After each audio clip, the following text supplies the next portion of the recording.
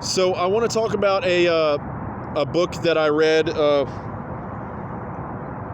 some time ago. I want to say while I was still in Longview, and it's called The Inner Game of Tennis by W. Timothy Gallwey, and he's a tennis coach, or he was. I don't know that he's still living. I don't know. I'm not a fan of the guy. I didn't know about him until I read the book. I wasn't a tennis fanatic.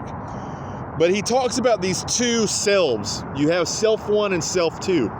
And this has actually been replicated in behavioral economics by Daniel Kahneman.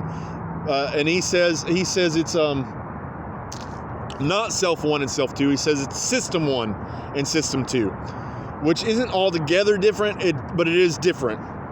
One thinks fast, one thinks slowly. It's just how it is.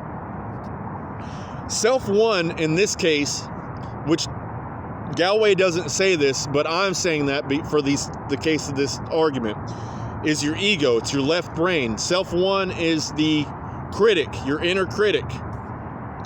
And self two is your subconscious mind, your right brain. Your self two is what I keep referring to when I say your other self. Of course, it's a combination of the two brains together, but you're relying on your right brain to have this happen. You got to learn to trust your body, your right brain, your other self.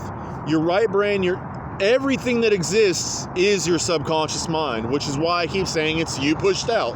It's all imagination. Your ego doesn't want to believe that because your ego wants to be important. And your ego is important, but not as important as it likes to think and likes to make you think.